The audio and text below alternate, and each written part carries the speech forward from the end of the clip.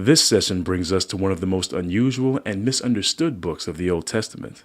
The book of Ecclesiastes is often overlooked because it is perceived by many as a negative message. This book of wisdom cautions us that even wisdom has its limits.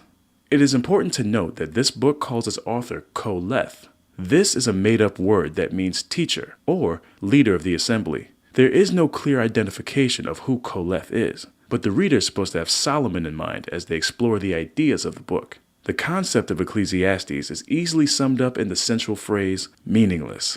Meaningless, says the teacher. Utterly meaningless. Everything is meaningless. This phrase is repeated at least 24 times in the book. However, the author does not simply declare much of life to be meaningless, but tells us why. In your reading, you saw how Koleth first points to the failure of wisdom. There is always more that we can understand, and many times that knowledge brings us greater frustration and sorrow. We are limited because of our inherent nature, and we can never learn everything that is around us. Koleth also shows the foolishness of those who try to focus their lives on building wealth, a legacy, or an empire. Ecclesiastes chapter 2 verse 19 made the point that as hard as we may work, once we die, we leave all of our efforts for someone else to control.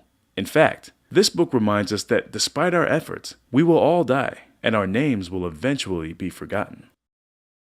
Continuing this negative perspective, you learned why Koleth argued that we are more alike than different. He tells us that everyone dies and shares the same fate, regardless if we are wise or foolish, rich or poor, evil or wicked, or have a long or short life. In the context of the Old Testament, Koleth's complaints make sense.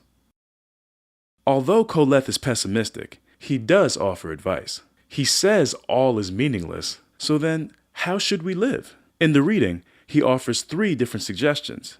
First, he encourages moderation in life. Why wear yourself out doing things that aren't permanent? Second, he encourages contentment. Contentment is learning to be at peace and satisfied with where you are in life. Contentment is the opposite of struggling for status, fortune, and fame, which ultimately amounts to nothing when we die. Third, he counsels us to accept the limits of our understanding. At some point, we must accept that God is God, and we are not. There are limits to what we can understand. We must be able to yield our understanding to God. So, if we pause and think about the ideas of this book, we see it challenge the way we structure our lives. We spend a lot of time and energy on the temporary, or, in the words of Koleth, everything is meaningless.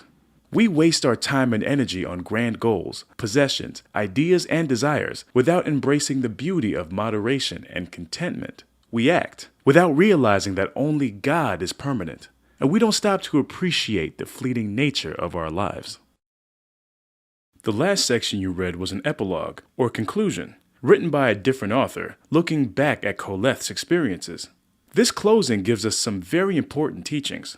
First, many will try to reject the ideas and pessimism of Koleth as the product of a disillusioned old man, but the conclusion of this book will not let them do that. Koleth was wise in what he spoke, and the closing affirms the power and reliability of his wisdom. But the closing of Ecclesiastes does offer us caution. It warns any student of wisdom that the task can be a tiring one. Since God is unlimited and we are limited, the search for wisdom never ends. The book lets us know that although we might not understand how everything works out, we can be sure that every act will be judged by God. As much emptiness as there may be in life, what we do and how we do it matters. It matters to God. In light of what we have learned together, spend some time now on the relational questions, applying the message of Ecclesiastes to your life.